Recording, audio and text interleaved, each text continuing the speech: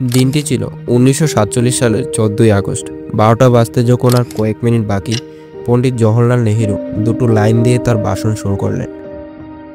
At the stroke of the midnight hour, when the world sleeps, India will awake to life and freedom.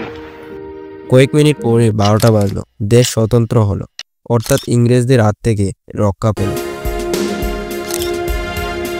পরদিন ১৫ই August সকালবেলায় গণপরিষদের রাষ্ট্রীয় যাত্রা হলো। সকাল 10:30টায় গণপরিষদের জাতীয় পতাকা উত্তোলন হলো। শোনা যায় 15ই আগস্ট শুধু রাজধানী দিল্লিতেই ৩০১টি পতাকা উত্তোলন হয়েছিল। পবিত্র শহর বানারসিতে একটি মন্দিরে পতাকা উত্তোলন করলেন একজন মুসলিম।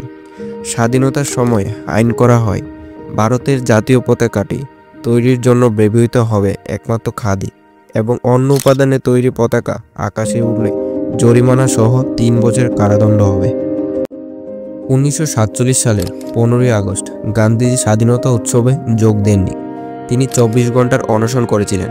বছরের পর বছর ধরে যেসব দুঃখ বেদনা বোধ লোকেদের মনে চাপা পড়েছিল, তা যেন একটার পর একটা শহর জুড়ে পড়ল উচ্ছ্বাস আবেগের মধ্য দিয়ে।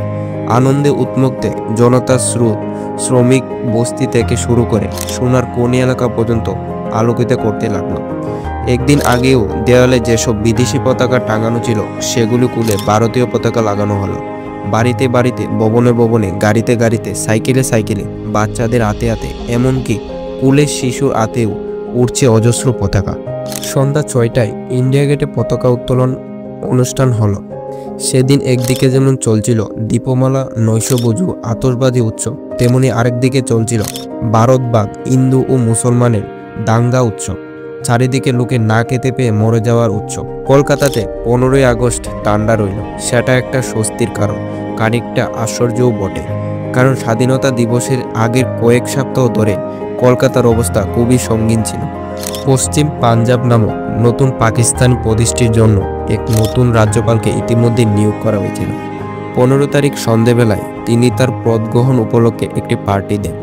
পরে স্মৃতিচরণ করতে গিয়ে তিনি বলছেন, এমন জঘন্য পার্টি আর কেউ কখনোই দেয়নি।